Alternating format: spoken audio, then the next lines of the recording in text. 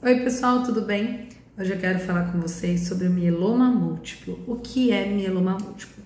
Mieloma múltiplo é um tipo de câncer no sangue, diferente das leucemias e dos linfomas, que começa primariamente dentro da medula óssea do tutano do osso, através da proliferação de plasmócitos de um único tipo. Então, quem são os plasmócitos? São linfócitos B maduros que adquiriram a capacidade de produzir anticorpos, só que de um único tipo. Então, quando a gente tem uma infecção ou quando a gente tem uma inflamação, o nosso organismo produz anticorpos, tá certo? Só que por um determinado período, passou o período da inflamação e da infecção, não tem que produzir esses anticorpos em excesso. Então, mieloma múltiplo, independente de infecção e inflamação, o organismo segue produzindo anticorpos ou parte desses anticorpos de forma desordenada. Definição de câncer: proliferação desordenada de células. Nesse caso, plasmócitos, que são linfócitos B maduros, doentes. Então, o que acontece? Na medula óssea, ao invés de serem produzidas células saudáveis, preferencialmente são produzidos plasmócitos doentes que produzem anticorpos de vários tipos, ou anticorpos inteiros ou partículas desses anticorpos, produzindo assim uma inflamação, geralmente assintomática, de dentro para fora da medula óssea. Então a gente tem ossos no corpo todo e nós temos os ossos longos, que são esses ossos maiores: fêmur, braço, crânio. E o que acontece? Ocorre uma inflamação e essa inflamação faz com que o osso seja corroído.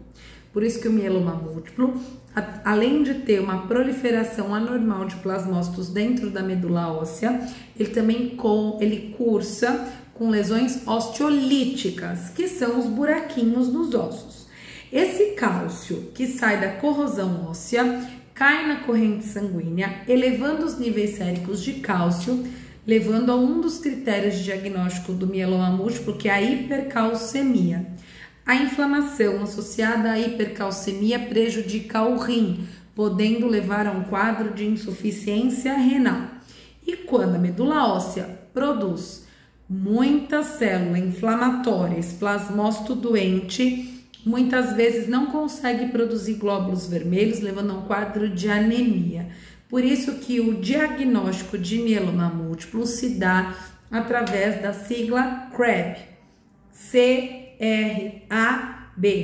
hipercalcemia, anemia, insuficiência renal, B em inglês, bone, que é o osso, lesão osteolítica. Além disso, o aumento da produção de plasmócitos doentes na medula óssea, com a excreção ou não da chamada cadeia leve, que a gente consegue dosar na urina de 24 horas. O estadiamento é feito através dos exames de sangue, urina de 24 horas, a coleta de mielograma, biópsia de medula, imunofenotipagem para dar o diagnóstico, e o estadiamento também é feito através de uma tomografia de corpo total, para a gente ver as lesões líticas, em alguns casos, o tumor do mieloma, que chama plasmocitoma, nem sempre aparece. Quando a gente não tem a possibilidade de fazer a tomografia de corpo total, a gente lança a mão de um método mais antigo, que a gente sempre usou, que era a realização do raio-x de crânio e ossos longos. O mieloma múltiplo, infelizmente, até hoje é considerado uma doença incurável. O tratamento se baseia no estadiamento, na idade do paciente e o que nós queremos com o tratamento. Se nós queremos amenizar sintomas, deixar o paciente livre de transfusão de sangue, ou a gente quer dar qualidade de vida. Então, assim, tudo quanto mais a gente conseguir numa mesma medicação, melhor. Nos últimos 5 anos, mais ou menos, a gente teve uma melhora nos tratamentos do mieloma múltiplo, né? A gente hoje em dia tem como eu coloquei alguns posts anteriores, a gente tem os anticorpos monoclonais a nosso favor, né? No mieloma múltiplo, como a gente já tinha muitos anos atrás nos linfomas. E o critério de tratamento, qual paciente vai ser elegível a transplante autólogo dele para ele mesmo, quem não vai ser submetido a transplante autólogo dele para ele mesmo, é mais ou menos a idade. Então, pacientes até 67, 70 anos, com bom status performance, ou seja, sem muitas comorbidades, compensado cardíaco, renal, enfim, vai para o transplante autólogo, faz a quimioterapia, negativa a doença, vai para o transplante para consolidar a resposta, fazer essa doença ficar adormecida durante anos, até a gente esperar a progressão ou recaída. Já o segundo grupo, que são aqueles pacientes não elegíveis ao transplante de medula óssea, são aqueles pacientes acima de 70 anos ou de 65 em diante que não tem status performance nem condição clínica para fazer um tratamento mielossupressor para um transplante de medula óssea. Então, assim, nos últimos anos a terapia melhorou bastante. Eu tive no final de semana no congresso a Hematos da Janssen e foi falado sobre as novas medicações, os anticorpos monoclonais, CAR-T-cell, enfim.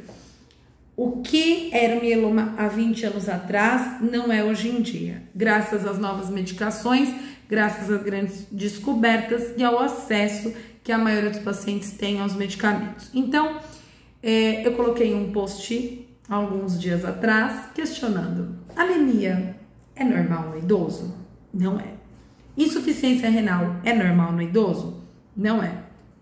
Dor é normal no idoso? Depende. Se for muito claro que essa dor é uma dor de uma hérnia de disco, de uma artrose, de uma artrite, de um bico de papagaio, de uma tendinopatia, de uma bursite, ok. O paciente tem uma dor ortopédica, uma dor reumatológica, que vai ser acompanhado pelos colegas e fazer uso de medicações analgésicas anti-inflamatórias para aquilo.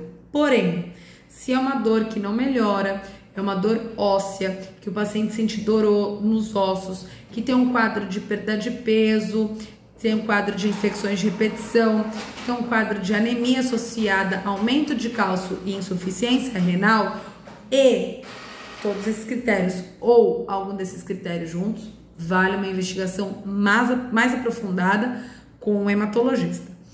Então, conscientização sobre mieloma múltiplo. Primeiro, infelizmente, uma doença incurável em qualquer idade.